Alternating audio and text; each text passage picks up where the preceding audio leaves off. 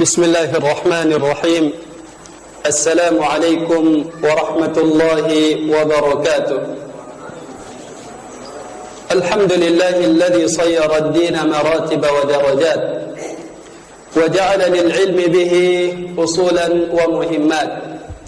أشهد أن لا إله إلا الله وحده لا شريك له حقا، وأشهد أن محمدا عبده ورسوله صدقا. اللهم صل وسلم وبارك على عبدك ورسولك محمد وعلى آله وصحبه وسلم تسليما كثيرا. فقد قال الله تعالى: يا أيها الذين آمنوا اتقوا الله حق تقاته ولا تموتن إلا وأنتم مسلمون.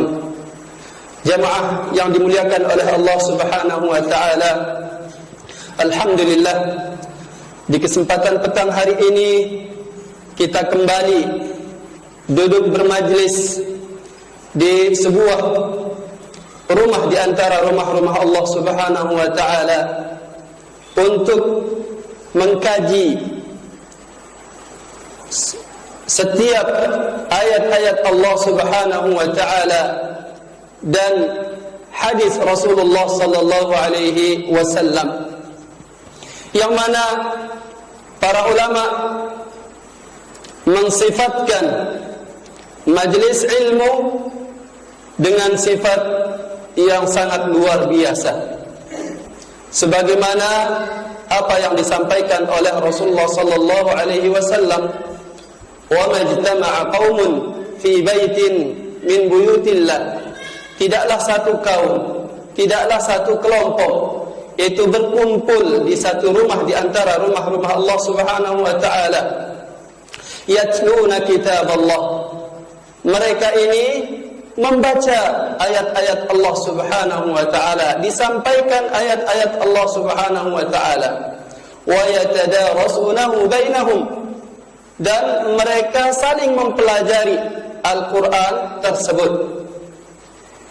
Apa kata Rasulullah sallallahu alaihi wasallam? Illa nazalat alaihim as-sakinah. Majlis tersebut akan diturunkan oleh Allah Subhanahu wa taala padanya sakinah, ketenangan. Kemudian wa ghasyiyatuhumur rahmah, rahmat Allah Subhanahu wa taala akan menyelimuti mereka, orang-orang yang ada di majlis tersebut. Yang ketiga, wahabbathumul malaikah, para malaikat itu berkerumunan, berkumpul untuk menyaksikan apa yang disampaikan di dalam majlis ilmu. Bahkan mereka mengembangkan sayap-sayap mereka. Ibaratnya kalau kita mau melihat contoh konkret, anak ayam dia dilindungi oleh induknya. Begitu pula para malaikat mengembangkan sayapnya untuk menaungi orang-orang yang berada di majlis ilmu. Yang keempat, ini lebih atau paling mulia yang didapatkan oleh para orang-orang yang duduk di majlis ilmu adalah wa dzakarahumullahu fi man indah. Allah Subhanahu wa taala menyebut-nyebut mereka di mana? Di hadapan para malaikat-malaikat al-muqarrabin yang berada di dekatnya. Sungguh ini luar biasa, satu keagungan yang didapatkan oleh orang-orang yang bermajlis ilmu. Tentunya majlis ilmu yang kita maksud adalah apa yang kita sampaikan di muka majlis, yang disampaikan di sana ayat-ayat Allah Subhanahu wa taala dan hadis Rasulullah sallallahu alaihi wasallam sesuai dengan pemahaman salafus salih.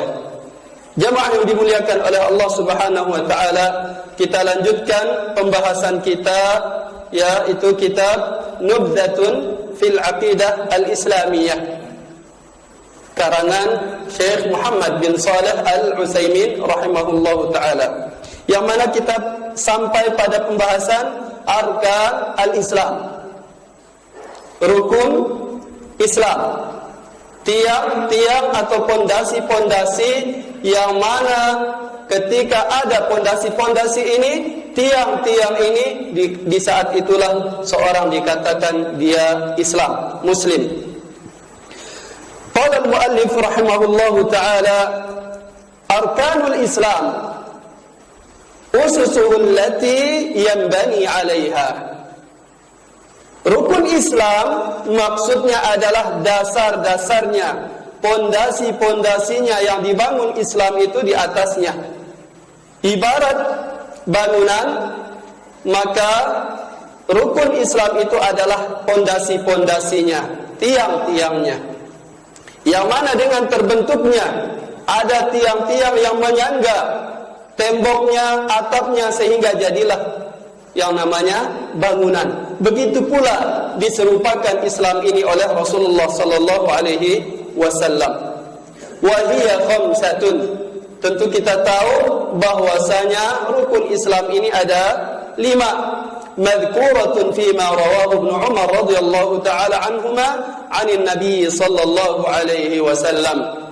Rukun Islam yang 5 ini telah tersebut atau disebutkan di dalam sebuah hadis yang diriwayatkan oleh Abdullah bin Umar radhiyallahu taala anhuma, annahu qala 'anil Nabi sallallahu alaihi wasallam annahu qala buniyal Islamu ala khamsin.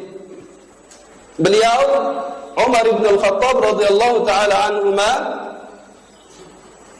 atau Ibnu Umar radhiyallahu taala anhuma mendengar dari Nabi sallallahu alaihi wasallam bersabda, bunyal Islamu ala khamsin.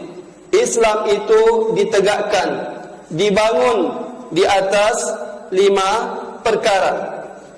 Yang pertama, ala an yuwahhadallahu. Rukun yang pertama adalah apa? Mengesahkan atau mentauhidkan Allah Subhanahu wa taala. Wa fi riwayatin ala khamsin. Di dalam riwayat yang lain disebutkan ala khamsin, syahadati an la ilaha illallah wa anna Muhammadan abduhu wa rasuluh. Disebutkan rukun iman yang pertama adalah syahadat la ilaha illallah, mempersaksikan bahwasanya tidak ada sesembahan yang berhak disembah kecuali Allah, dan Muhammad benar-benar hamba dan utusan Allah Subhanahu wa taala. Wa iqamis shalah. Rukun yang kedua adalah menegakkan salat atau mendirikan salat. Wa itaiz zakah, dan menunaikan hak harta, yaitu apa? Zakat. Wa siyami Ramadan, dan berpuasa sebulan, yaitu di bulan Ramadan. Wal hajj. Kemudian rukun Islam yang kelima adalah berhaji. Salah seorang sahabat yang lain ketika mendengar Ibnu Umar menyampaikan hadis ini mengatakan, seolah-olah menegur Ibnu Umar, kok haji dulu kemudian puasa disebutkan? Apa kata sahabat ini? Al-hajju wa siyamu Ramadan. Wahai Ibnu Umar, mungkin urutannya adalah haji kemudian puasa. Ya, barangkali sahabat yang lain ini mendengar dari Rasulullah sallallahu alaihi wasallam juga, tapi tidak diurutkan sesuai apa yang disebutkan oleh Ibnu Umar. Kata beliau, la siyamu Ramadan wal hajj. Enggak, urutannya adalah puasa dulu, ya, puasa bulan Ramadan kemudian berhaji. Hakadha sami'tuhu min Rasulillah sallallahu alaihi wasallam. Demikianlah urutan yang aku dengarkan dari Rasulullah sallallahu alaihi wasallam. Baik, jemaah yang dimuliakan oleh Allah Subhanahu wa taala, rukun Islam yang paling menentukan seorang dikatakan muslim atau tidak, paling utama adalah rukun Islam yang pertama, yaitu syahadat la ilaha illallah.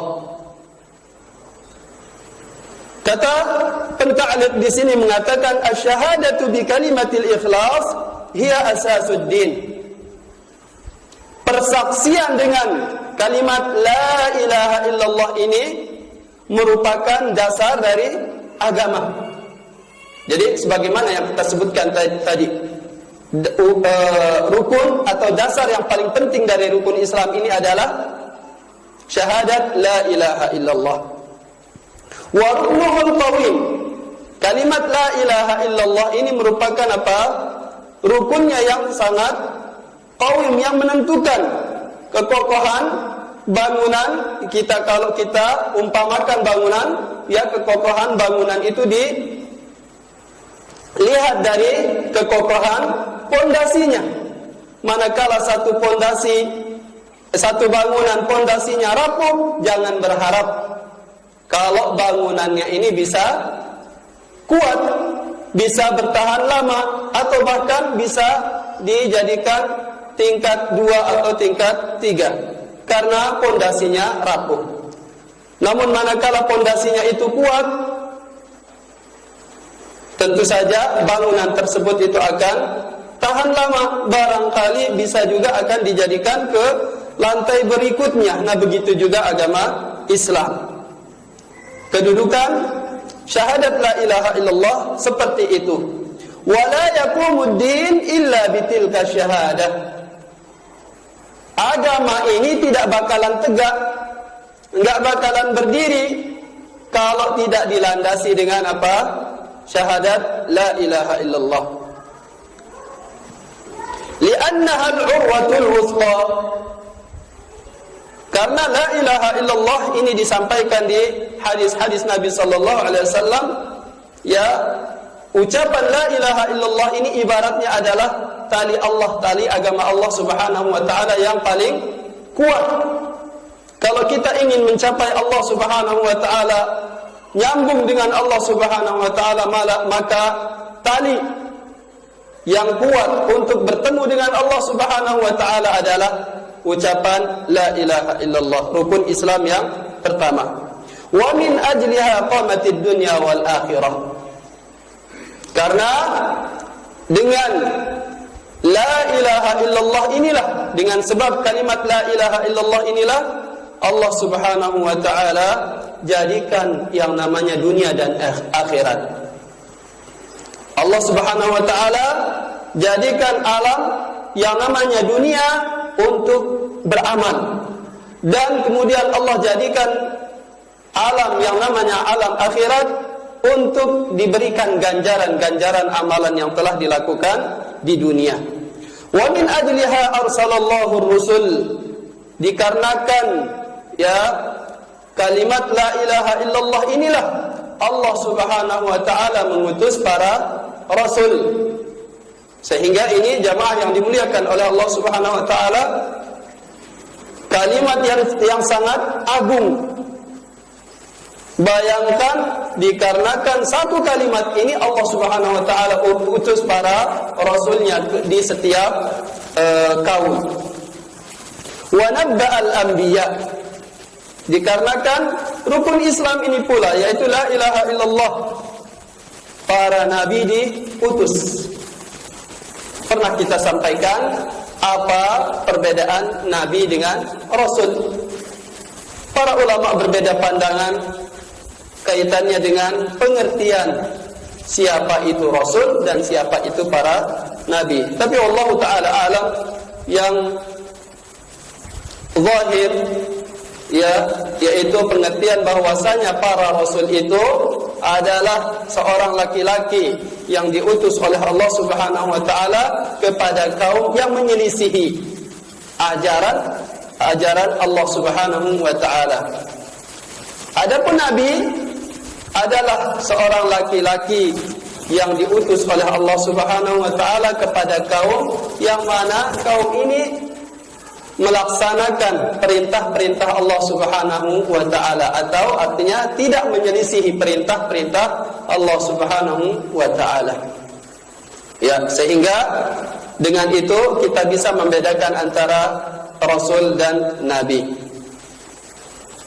Kemudian jamaah yang dimuliakan oleh Allah Subhanahu wa taala, wa anzalal kutuba, disebabkan kalimat la ilaha illallah inilah Allah Subhanahu wa taala menurunkan kitab suci, yaitu Taurat, Injil, Zabur dan Al-Quran. Wa khalaqal jannata wan nara, disebabkan kalimat la ilaha illallah inilah Allah juga menciptakan surga dan neraka. Wa kana sawabu wal iqab, disebabkan kalimat la ilaha illallah, ya Allah Subhanahu wa taala memberikan ganjaran kebaikan berupa surga bagi orang-orang yang mempersaksikannya dengan benar sesuai dengan syarat-syaratnya. Kemudian Allah janjikan neraka bagi orang yang tidak melaksanakan, tidak turut, tidak ikut dengan kalimat la ilaha illallah ini. Li'annaha hiya awwal wajibin 'ala al-'abid wa hiya akhir wajibin 'alaihim. Kenapa Allah Subhanahu wa taala jadikan syahadat la ilaha illallah ini rukun yang pertama, rukun Islam yang pertama? Kemudian kenapa Allah Subhanahu wa taala jadikan yang sedemikian rupa apa yang kita sebutkan tadi? Ya, dikarenakan apa? Karena kalimat la ilaha illallah merupakan kewajiban yang pertama kali.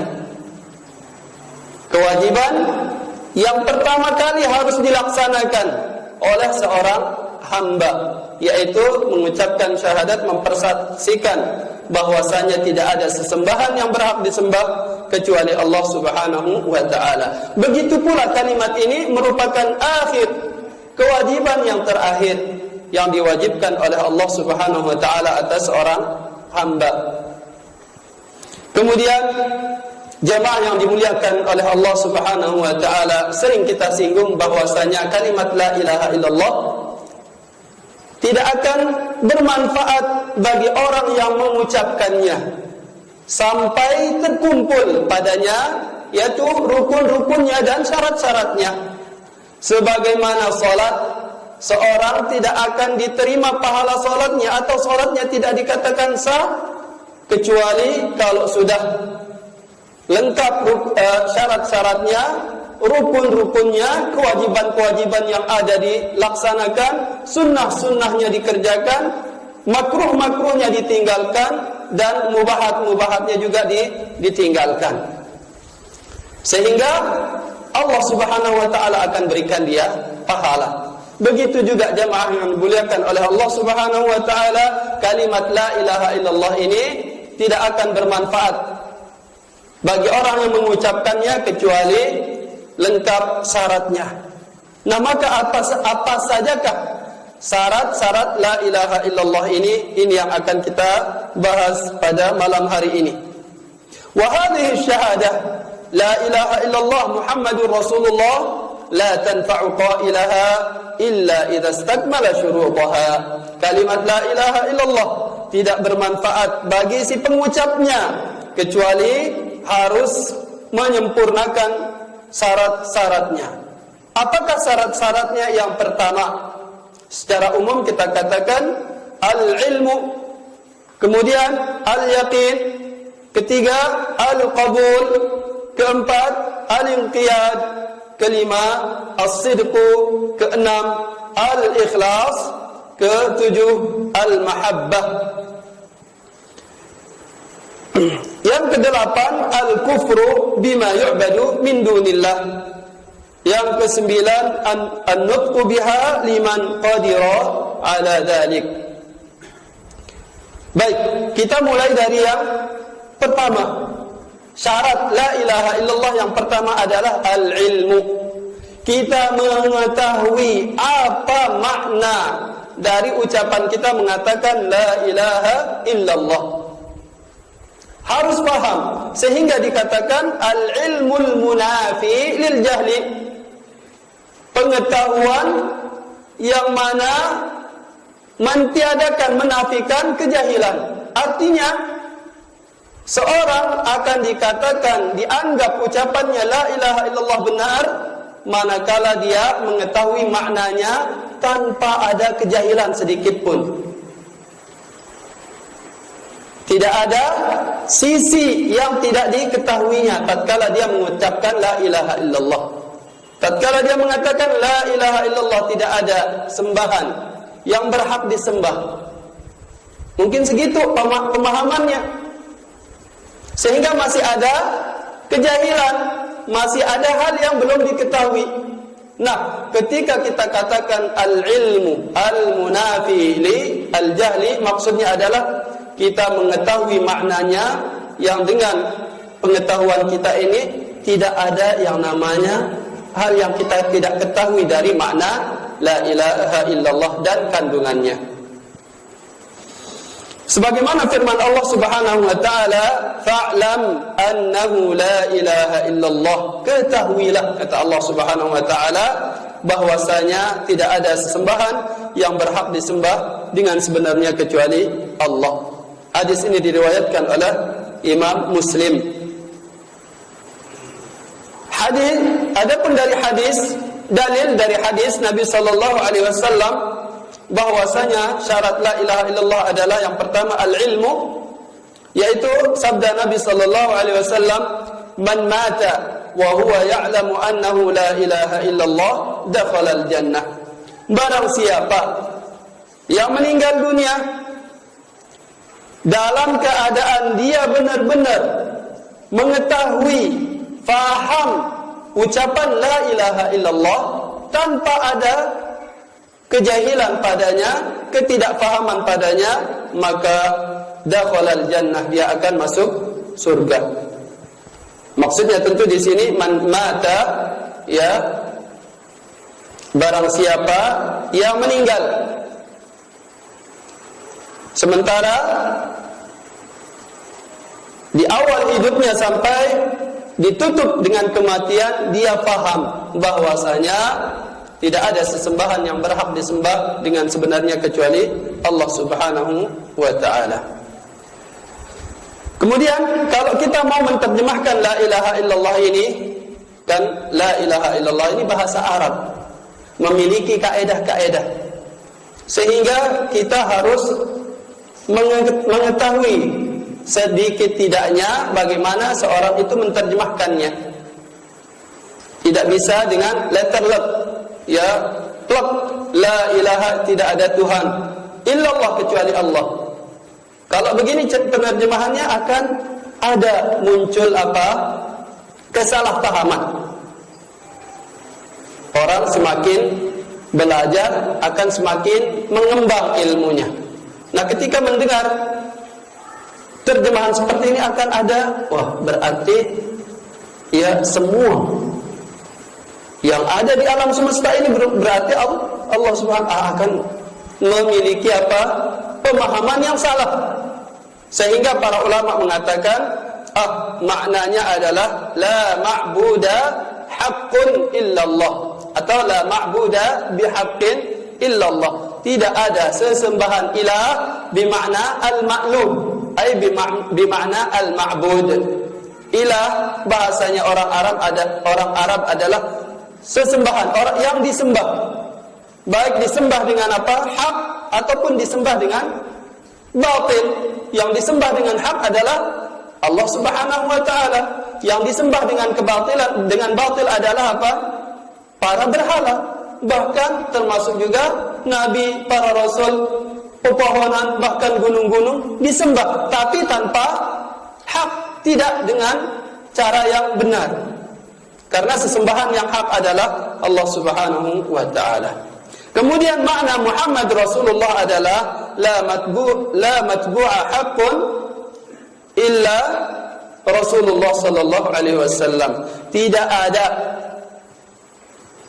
yang berhak kita ikuti dengan pengikutan yang sempurna, ya, kecuali Rasulullah sallallahu alaihi wasallam. Dalam artian para sahabat, para tabi'in, kemudian orang-orang yang datang setelah mereka, kita ikuti mereka. Kenapa? Dikarenakan ada alasannya kenapa kita mengikuti para sahabat, para tabi'in, para tabi'ut tabi'in. Apa alasannya? Dikarenakan mereka mengikuti Nabi sallallahu alaihi wasallam. Sehingga ya kita mengatakan secara mutlak itu pengikutan itu hanya kepada Rasulullah sallallahu alaihi wasallam karena beliaulah yang diutus oleh Allah Subhanahu wa taala. Adapun pengikutan kita kepada para sahabat itu tabi', ngikut ke Rasulullah sallallahu alaihi wasallam dalam artian. Namun ini tentu jauh dari para sahabat. Manakala ada sahabat yang menyelisihi Rasulullah sallallahu alaihi wasallam, apakah patut beliau kita ikuti? Maka jawabannya tidak. Namun tentu enggak ada sahabat yang enggak mau mengikuti Rasulullah sallallahu alaihi wasallam. Bahkan sahabat saking cintanya kepada Rasulullah sallallahu alaihi wasallam rela mengorbankan jiwa dan hartanya. Anak-anaknya jadi tebusan, keluarganya jadi tebusan. Fadaka abi wa ummi, kata para sahabat. Wahai Rasulullah, ibu bapakku jadi tebusan untukmu wahai Rasulullah. Kalau engkau ibaratnya ditahan oleh musuh, tidak ada yang mampu melepaskan engkau wahai Rasulullah, maka ibu bapakku berani aku jadikan tebusan untuk menebus engkau wahai Rasulullah sallallahu alaihi wasallam. Begitu cintanya para sahabat kepada Nabi sallallahu alaihi wasallam, maka diberikanlah gelar kepada mereka. Ya. Baik itu sahabat al-muhajirin, begitu pula dengan sahabat al-ansar. Was-sabiqun al-awwalun minal muhajirin wal ansar, ya radhiyallahu anhum wa radu anhu. Allah meridhai mereka dan mereka pun ridha pada Allah Subhanahu wa taala. Sehingga kita katakan hanya sebagai contoh saja tadi, tidak mungkin ada sahabat Nabi yang tidak mau mengikuti Rasulullah sallallahu alaihi wasallam. Baik. Sehingga jamaah yang dimuliakan oleh Allah Subhanahu wa taala, kita secara mutlak itu mengikuti hanya Rasulullah sallallahu alaihi wasallam karena beliaulah yang membawa risalah dari Allah Subhanahu wa taala. Kemudian yang kedua, syarat yang kedua adalah al-yaqin. Seorang tatkala mengatakan la ilaha illallah harus benar-benar yakin dengan isi kandungannya. Enggak boleh ada keraguan sedikit pun. Sehingga dikatakan al-yaqinu al-munafi lisyak. Yakin seorang hamba, keyakinannya ini sampai-sampai tidak ada keraguan padanya. Kalau masih ada keraguan pada orang tersebut, berarti belum lengkap syaratnya. Maka harus yakin sebenar-benarnya. Dalil dari syarat ini adalah firman Allah Subhanahu wa taala, "Innamal mu'minuna alladzina amanu billahi wa rasulihi tsumma lam yartabu." Orang yang beriman yang sebenarnya adalah orang-orang yang beriman kepada Allah Subhanahu wa taala dan Rasulnya. Dalam keadaan mereka tidak ragu sedikit pun. Artinya benar-benar yakin dengan Allah Subhanahu wa taala dan yakin dengan apa yang dibawa oleh Rasulullah sallallahu alaihi wasallam. Adapun dari hadis, yaitu sabda Nabi sallallahu alaihi wasallam yang diriwayatkan oleh Imam Muslim dari sahabat Abu Hurairah radhiyallahu taala anhu, Nabi sallallahu alaihi wasallam bersabda, "Asyhadu an la ilaha illallah wa anni Rasulullah." Beliau tatkala mengajarkan kepada para sahabat, terkadang mencontohkan dengan pribadi beliau. Salah satu contohnya salat. Sabda beliau, "Shallu kama ra'aitumuni usalli." Salatlah kalian sebagaimana aku salat. Ada sahabat yang tidak paham cara Rasulullah sallallahu alaihi wasallam salat, beliau langsung praktekkan, bahkan sampai naik mimbar, bagaimana beliau berdiri, bagaimana beliau ruku, bahkan turun mundur dari mimbar tersebut kemudian sujud. Supaya Supaya para sahabat mengetahui tata cara salat beliau. Nah, begitu juga apa? Kalimat la ilaha illallah, kadang beliau yang mengucapkannya sendiri. Apa kata beliau? Asyhadu an la ilaha illallah, aku persaksikan bahwasanya tidak ada sesembahan yang berhak disembah kecuali Allah, dan aku ini, kata beliau, adalah Rasulullah. La yalqallahu bihima 'abdun ghaira syakkin fihima illa dakhalal jannah. Tidaklah seorang hamba datang menghadap Allah Subhanahu wa taala, ya, dalam keadaan apa? Mengucapkan la ilaha illallah ini dan Muhammad Rasulullah tanpa ada keraguan padanya. Apa balasannya? Dia akan apa? Masuk surga. Jadi al-muallif di sini atau penta'lif di sini menyertakan dalil Al-Qur'an dan dalil dari As-Sunnah.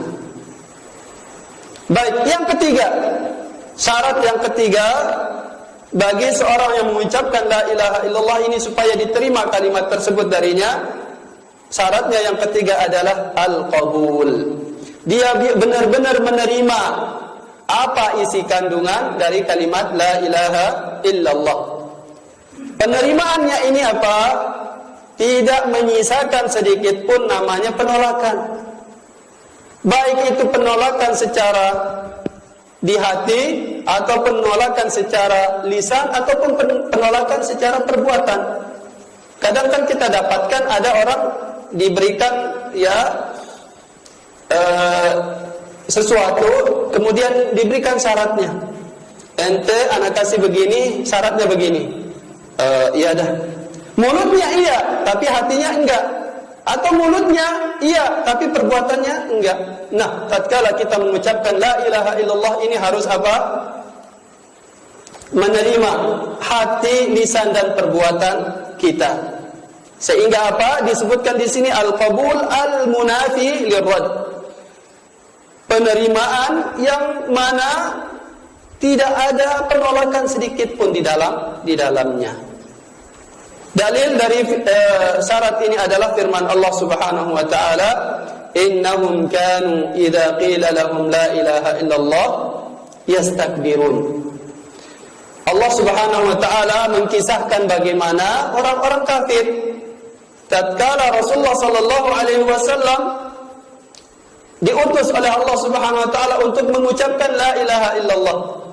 Namun mana apa yang mereka lakukan? Yastakbirun. Mereka angkuh, sombong, tidak mau menerima apa yang didatangkan oleh Rasulullah sallallahu alaihi wasallam berupa kalimat la ilaha illallah. Makanya dikatakan kesombongan adalah batrul haqqi wa ghamtu an-nas. Yang namanya kesombongan adalah tidak menerima kebenaran. Kemudian syarat yang keempat, yaitu al-inqiyad al-munafi lit-tarki. Seorang dikatakan dia sah kalimat la ilaha illallah manakala dia mengucapkannya dengan penuh dengan ketundukan.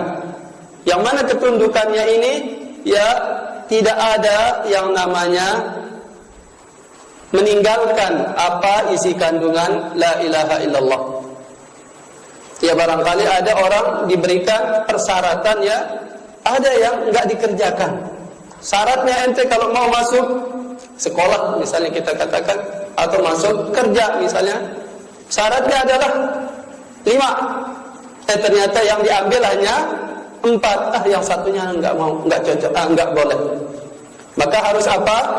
Harus benar-benar inqiyad, benar-benar tunduk sepenuhnya 100%. Kalau kita katakan 100% itu full, maka seorang hamba harus tunduk 100% dengan makna, isi kandungan, bahkan konsekuensi dari kalimat la ilaha illallah ini.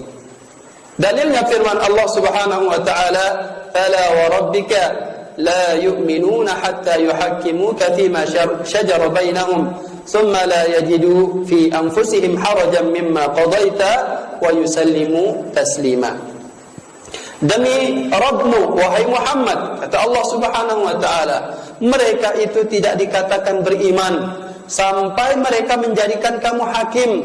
Tatkala mereka berselisih, engkau yang dijadikan hakim wahai Rasulullah.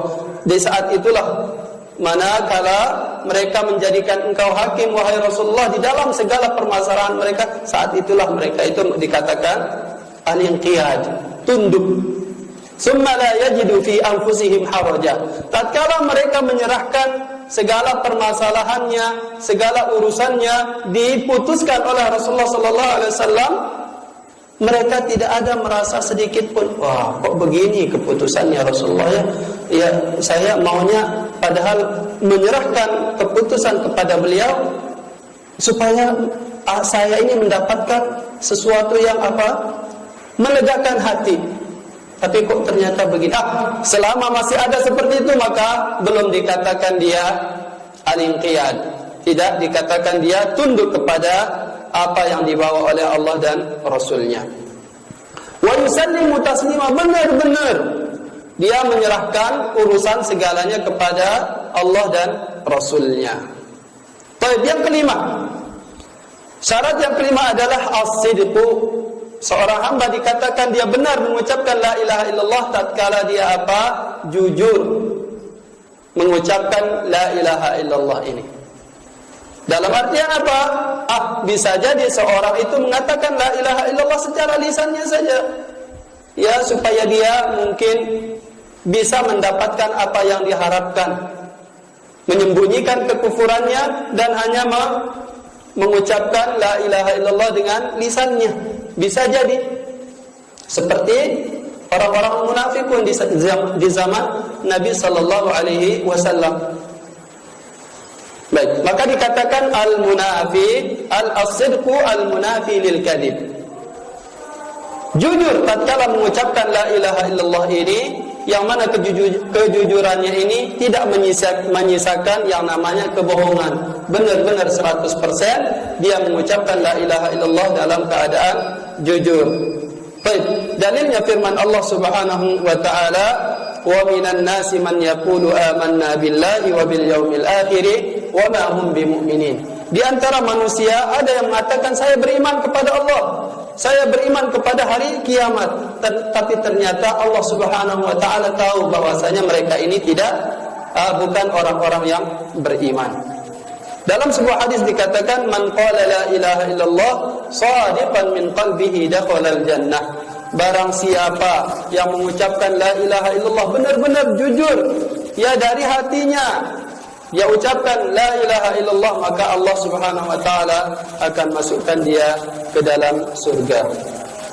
Dikarenakan sudah azan, barangkali apa yang kita sampaikan tadi jamaah yang dimuliakan oleh Allah Subhanahu wa taala bisa menjadi ilmu yang bermanfaat, kemudian mendatangkan keberkahan pada diri kita, kemudian yang akhirnya bisa mengantarkan kita ke surganya Allah Subhanahu wa taala.